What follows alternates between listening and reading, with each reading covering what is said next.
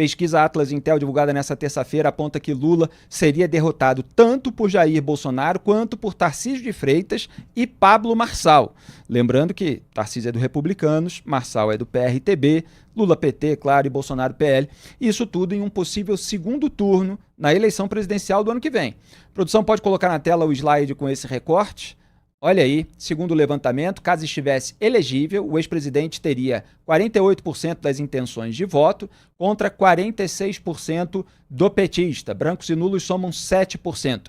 No cenário com Tarcísio no lugar de Bolsonaro, o governador de São Paulo aparece com 47% contra 46% de Lula. Brancos e nulos representam 6%. Na simulação com Pablo Marçal, o influenciador digital tem 51% das intenções de voto, ante 46% de Lula. Brancos e nulos somam 3%. A pesquisa ouviu 4.659 eleitores por meio de recrutamento digital aleatório entre 20 e 24 de março. A margem de erro é de 1 ponto percentual. Sempre há uma crítica que pode ser feita quando um instrumento da pesquisa é digital, porque nas redes sociais você não tem exatamente a mesma demografia, a amostra pode ser viciada em comparação com a população brasileira. Mas é claro que cada instituto busca neutralizar essas diferenças por meio lá dos seus cálculos, e Atlas Intel tem feito aí um trabalho em diversas eleições, cada um faz o seu juízo. Mas o cenário é esse, e esse levantamento contraria a narrativa bolsonarista de que Jair Bolsonaro seria o único capaz de derrotar o Lula. Mesmo o Bolsonaro tendo perdido para o mesmo Lula em 2022, claro que uma candidatura nunca é a mesma 4 anos depois. O Lula estava fora do poder, agora ele está no poder, então tem um desgaste por estar no governo, mas obviamente também pode usar a máquina pública a seu favor. E também o fato do Bolsonaro ter mais de 50% de rejeição, como apontaram diversos institutos. Só coloca de novo esse slide, por favor, produção, só para a gente ver aquilo que está mais embaixo. Vocês vejam que tem Ronaldo Caiado, Eduardo Leite e Romeu Zema ainda aparecendo atrás do Lula. Sempre é bom ressaltar, assim como no caso do próprio Tarcísio, embora o Tarcísio já esteja ganhando uma projeção maior, que Caiado, Leite e Zema são pouco conhecidos nacionalmente. Vejam que o branco, nulo e não sei ainda é imenso quando eles estão no jogo, enquanto é muito menor com Tarcísio, Bolsonaro e Marçal, que já são um pouco mais conhecidos, mesmo Tarcísio não sendo tanto. Então, assim, o Caiado, Eduardo Leite e Romeu Zema, em tese, teriam que se tornar mais conhecidos nacionalmente e não deixar que a rejeição fique tão alta quanto a do Bolsonaro. Mas, nesse momento, claro, o Lula é muito mais conhecido nacionalmente e acaba ficando na frente. Não quer dizer que seria o mesmo cenário daqui a tanto tempo, né? Seja qual tempo aí, se projetar para a próxima eleição ou para uma outra. Duda Teixeira, o que você analisa? Provavelmente, com o tempo passando, talvez a gente tenha mais candidatos aí da direita, centro-direita, nessa possibilidade de vencer o Lula num segundo turno. Como você falou, o Ronaldo Caiado é agora, sexta-feira, dia 4, que ele vai para Salvador lançar a pré-candidatura dele. Então vai começar a aparecer mais para o país. E está focando principalmente nessa região Nordeste, que é justamente onde o Lula tem mais votos, né? Concentra mais votos, principalmente ali na Bahia também. O Eduardo Leite acho que é um pouco uma história diferente, porque uma outra pesquisa anterior mostrava uma rejeição muito grande ao nome dele. E ele tem esse problema, que era um tucano do PSDB, o partido que praticamente hoje, enfim, perdeu muito da força que tinha no passado.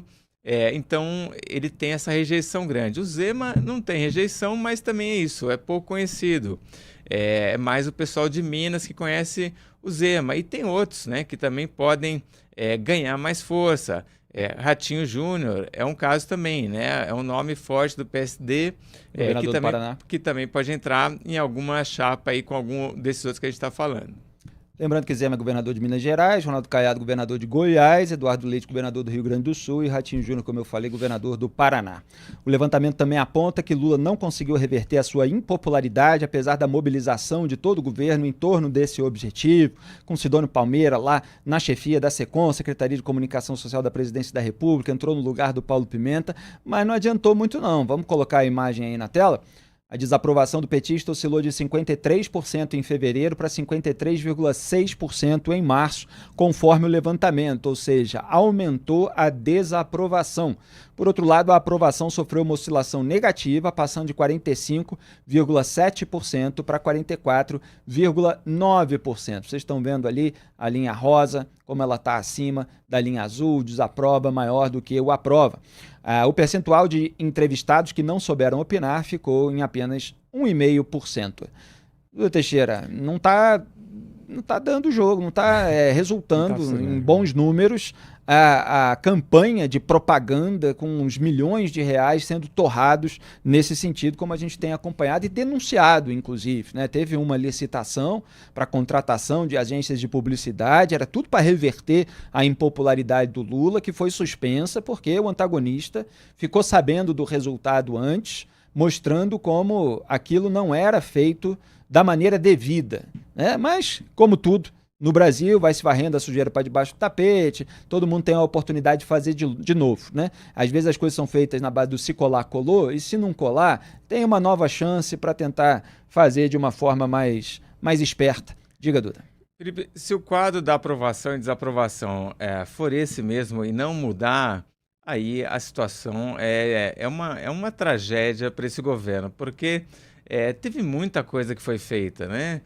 De crédito consignado, aquele benefício de progressão continuada, um monte de coisa, pé de meia, tem um monte de gente aí pegando empréstimo de R$6.000, né?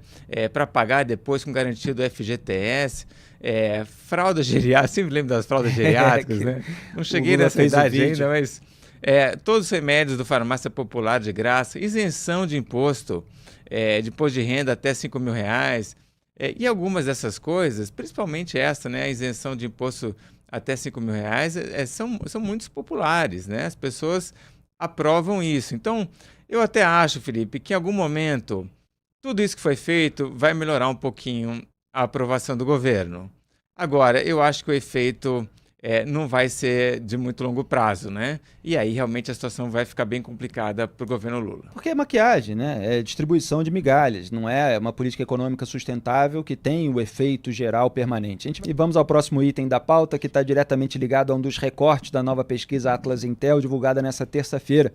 A gente já estava analisando no bloco anterior. Com Tarcísio de Freitas no radar do PT e de olho em 2026, José Dirceu voltou a falar sobre o governador durante um ato contra a anistia na PUC São Paulo, realizado esse ato na PUC São Paulo, organizado pelo Centro Acadêmico e pelo grupo Prerrogativas na segunda-feira, 31 de março. Aliás, você sabe qual foi o título desse evento, Dudu Teixeira? Ainda estamos aqui. Nossa! E nós ironizamos ontem, porque o Dirceu estava falando dos críticos dele, que fala que os mensaleiros querem voltar. Ele fala, eu nunca saí. Se colocando ali como mensalheiro mesmo, e ainda entregando João Vacari Neto, João Paulo Cunha. Então a gente botou o título do corte no canal de YouTube de O Antagonista de Dirceu ainda está aqui. E a gente nem sabia desse evento, ainda estamos aqui com a participação do mensaleiro. É isso que aquele grupo de advogados lulistas promove por aí. Quer dizer, essa instrumentalização do universo acadêmico brasileiro a favor do petismo.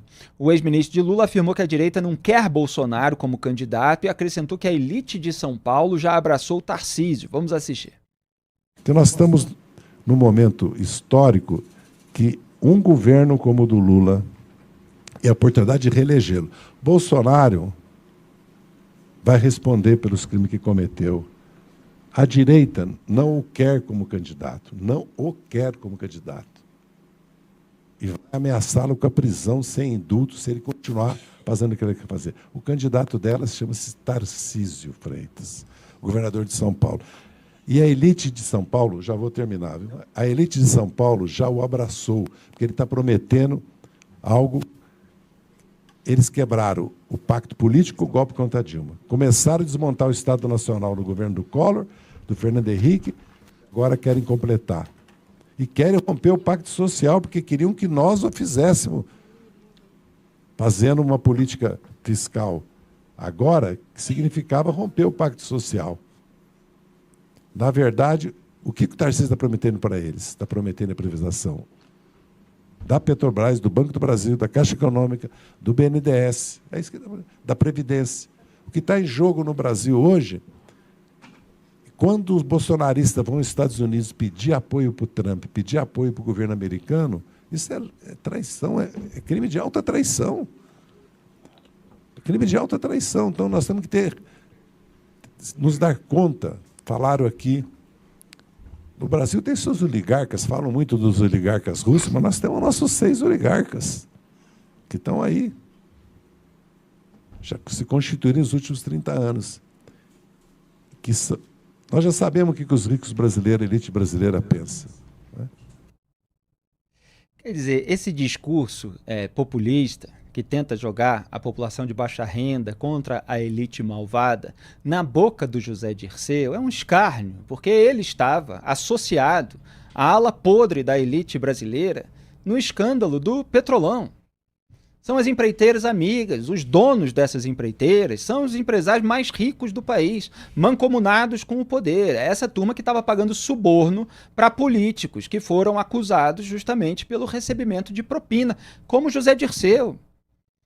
Então, assim, ele coloca o lado oposto, que é o dessa suposta direita, oposto do ponto de vista eleitoral, como representante das elites. Então, a elite brasileira já teria escolhido Tarcísio de Freitas, sendo que Tarcísio é governador de São Paulo, estado de São Paulo. Ele derrotou o Fernando Haddad no estado de São Paulo. Quer dizer, não foi só com voto da elite econômica do estado que o Tarcísio derrotou o candidato petista.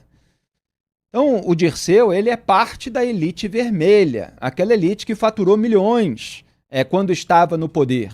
E justamente com essa troca de favores e influência com a ala podre da elite econômica.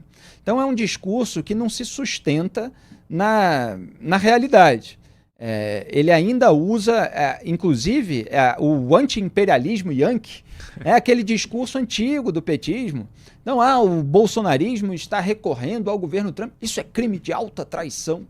Como se o lulismo não tivesse, e eu não estou falando em benefício do bolsonarismo, eu só estou apontando a hipocrisia do Dirceu, não tivesse recorrido a governos estrangeiros, a jornais estrangeiros, a organismos internacionais, cuja sede também fica no exterior, quando o Supremo Tribunal Federal não estava tão leniente, não estava tão indulgente com o Lula e os seus comparsas na época da Lava Jato. O lulismo fez tudo isso, seus advogados, o partido, todo mundo foi lá recorrer à Corte Internacional, à ONU, tudo, ficaram plantando, dando entrevistas, inclusive, para jornais estrangeiros, para denunciar o que a Suprema Corte Brasileira estava fazendo, o que o Poder Judiciário no Brasil estava fazendo. Quer dizer, o discurso do Dirceu é hipócrita de cabo a rabo do Teixeira, mas a gente não poderia esperar outra coisa do Mensaleiro. Ainda mais o Mensaleiro que fala assim, eu nunca saí. Discurso velho, hipócrita. E claramente os brasileiros veem o Dirceu e outros petistas aí como membros da elite, né? Primeiro porque tem muito dinheiro, depois porque tem amigos que são da elite, então Wesley Batista, Marcelo Odebrecht, Dirceu, né? Claramente envolvido em vários atos aí da Lava Jato com essa gente. E tem ideias de elite também, os petistas, né? Quando defende essas coisas de identitarismo e tal, isso é coisa de elite para o Brasil, não é coisa do povão. E outra, o Tarcísio não é governador de São Paulo porque tem um apoio da elite, né? Ninguém é eleito só com o apoio da elite. Teve o apoio da população também, né? A população mais pobre que entende que a privatização faz bem, né? A população sabe que ganhou muito quando teve privatização das companhias de telefonia, exato. Apoiou agora aqui em São Paulo a privatização da Sanasa. A população entende que isso vai melhorar a oferta de serviços. E aqui, olha, falando especificamente sobre a cidade de São Paulo, a população mais pobre votou no Ricardo Nunes, o candidato do Tarcísio de Freitas, né? O candidato do Lula, o Guilherme Boulos, perdeu nas regiões mais pobres. Então esse discurso aí do Dirceu não faz o menor sentido, está vendo o mundo realmente de cabeça para baixo. E bom deixar claro só que o Tarcísio não prometeu privatizar Petrobras, BNDES. O máximo que ele disse é que há espaço para esse debate, etc. Lembrando que o Jair Bolsonaro não defendeu essas privatizações, não implementou, inclusive na época de Fernando Henrique Cardoso, quando estava começando a haver essas privatizações citadas pelo Duda, foi a época em que o Jair Bolsonaro mais criticou o Fernando Henrique, porque ele tem uma mentalidade estatizante, que era a mentalidade do regime militar. Os filhos dele começaram a acompanhar ali colunistas e autores liberais na internet que estavam criticando os governos do PT, nós que estávamos escrevendo, gerações anteriores às nossas e tal, começaram a ver que tinha uma demanda no campo da direita por ideias liberais. Aí foram se aproximar do Paulo Guedes para fincar um pé ali e conseguir alguma popularidade, mas a cabeça do Bolsonaro, ela não é do liberalismo econômico. Só para deixar claro. E ele criticava as privatizações na época do governo Fernando Henrique Cardoso. O Tarcísio já tem aí uma outra cabeça, mesmo assim não é tão incisivo, porque sabe que há muita resistência política para um processo como esse. Mas o Dirceu tem aquele velho discurso petista de que a elite malvada, como se ele não fizesse parte de uma elite que fez o que fez, nos escândalos que teve que ele estava como protagonista, como se ele age como se essas elites, já até perdi o fio da meada, né? Fui fazer um monte de parênteses, mas ele está falando, ele tem aquele velho discurso petista, né? Era o que eu estava querendo dizer sobre a privatização, quer dizer que a elite brasileira, esse é o ponto, que a elite brasileira quer vender o país para os Estados Unidos. Aquele velho discurso anti-imperialista que o país vai ser vendido, nós temos que proteger o país. Então, assim, no fundo o que o Dirceu está querendo dizer, é que é tanta coisa para falar sobre ele, às vezes até me perco aqui.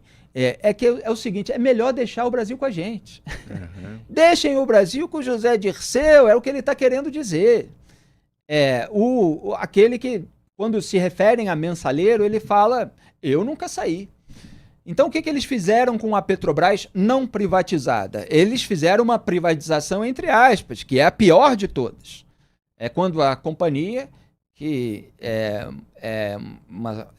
tem economia mista, né? Não é exatamente uma estatal, muitas vezes muita gente contesta, mas ela fica na mão do partido para ser instrumentalizada e ser utilizada tanto para campanha eleitoral quanto para enriquecimento ilícito. Essa é a pior das privatizações.